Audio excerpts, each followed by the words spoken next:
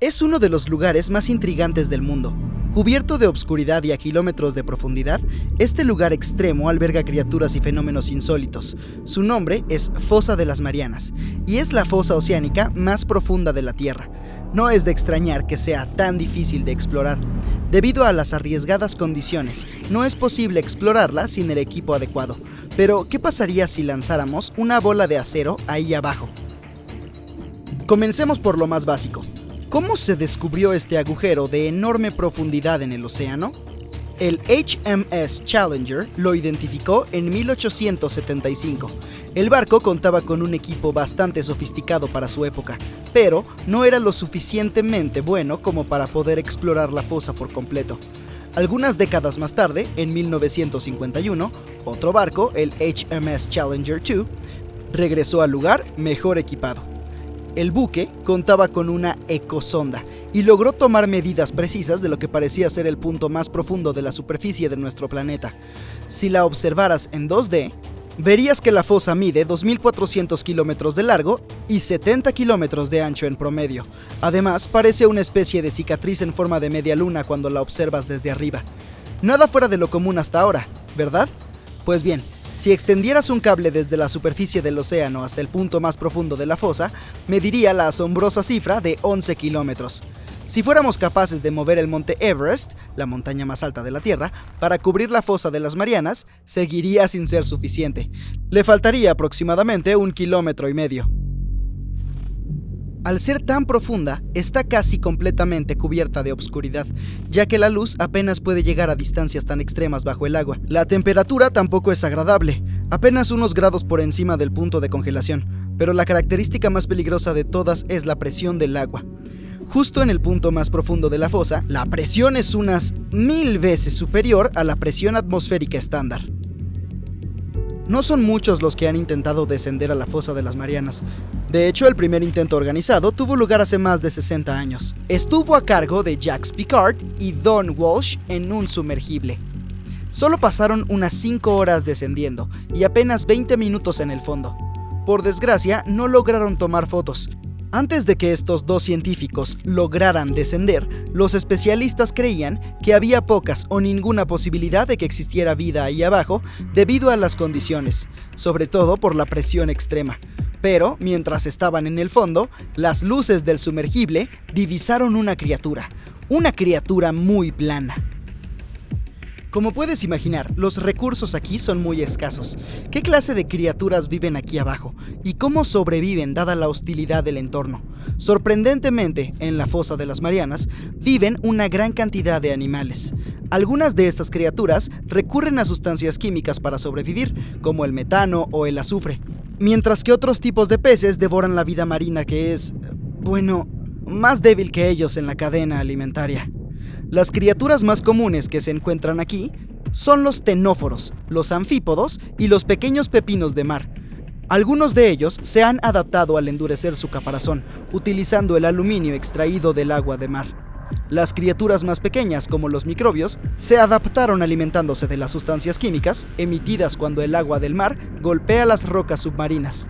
En cuanto a la fauna, el pez caracol de las Marianas es la estrella de la zona.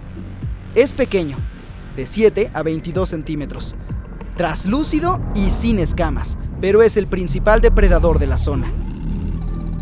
No es de extrañar que algunas personas creyeran que el antiguo megalodón podía seguir viviendo aquí.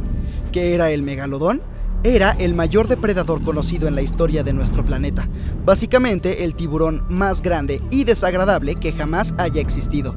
Los científicos creen que se extinguió hace bastante tiempo, y la idea de que todavía podría estar escondido en la fosa de las Marianas no tiene mucho respaldo. El megalodón tendría que haber aprendido a navegar en una completa oscuridad. Debería ser bioluminiscente o evolucionar para tener unos ojos enormes. Además, debido a su tamaño similar al de un autobús escolar, habría necesitado mucha comida. Los microbios y los pequeños peces caracol no habrían sido suficientes. Si dejaras caer una bola de acero en la fosa, ¿qué efecto tendría en ella? ¿Sería la bola lo suficientemente fuerte como para soportar tal presión? Analicemos los datos. Si suponemos que se trata de una bola de acero sólida, la presión en el fondo de la fosa no sería suficiente para afectarla y causarle un daño permanente. Sin embargo, tardaría 12 minutos en llegar al fondo del océano. ¿Y la temperatura? Bueno, resulta que la diferencia de temperatura en la superficie y el fondo de la fosa es bastante impresionante. Esto haría que la bola se encoja un poco, pero una vez que la bola regresara a la superficie, recuperaría su tamaño original. En caso de que la bola se quede atascada ahí, hay otra pregunta interesante a responder. ¿Se vería afectada por la corrosión? La corrosión del acero depende en gran medida de la cantidad de oxígeno en el agua. El nivel de oxígeno disuelto en el agua permanece constante a profundidades superiores a 5 kilómetros. Me ahorraré los cálculos, pero la bola de acero tardaría más de 10.000 años en oxidarse por completo bajo el mar. Sin embargo, no puedo evitar preguntarme ¿qué necesitaríamos los humanos para sobrevivir a profundidades tan extremas? Veamos lo que se usó en el pasado para explorar este misterioso lugar. Una pequeña cosa llamada espuma sintáctica. ¿Por qué? Porque es el único material que puede flotar y resistir la presión que se encuentra aquí. Sin este tipo de protección, nuestros pulmones colapsarían rápidamente. Es más, la presión del agua empujaría el líquido hacia nuestra boca, reemplazando el oxígeno por agua. Por otro lado, deberíamos contar con la muy necesaria capacidad de poder regresar a la superficie en caso de que algo no saliera según lo planeado. Una de las embarcaciones que se sumergió aquí tenía pesos de acero de casi 500 kilogramos fijados para asegurar su hundimiento. Estos pesos estaban conectados al barco mediante un tipo especial de cable que tenía un tiempo de corrosión mayor en el agua de mar, de 11 a 13 horas, por si algo salía mal ahí abajo y debían regresar más rápido. Dadas las duras condiciones del lugar, el problema del suministro de oxígeno también es muy importante. Cualquier buque que quiera volver a descender a la fosa de las Marianas tendría que considerar algún tipo de dispositivo capaz de reciclar el aire para reducir la cantidad de oxígeno a transportar. Y el último, pero definitivamente el no menor de los problemas, sería la electricidad. No creo que haya un enchufe para cargar el celular ahí, así que debe haber suficiente batería como para mantener todo el equipo necesario. Comunicación, suministro de oxígeno, dispositivos de iluminación, etc. Ninguno de estos problemas parece ser un gran reto en la actualidad, ya que, desde hace poco, es posible comprar una excursión por la fosa de las Marianas. 3 afortunados formaron parte de este proyecto en 2020.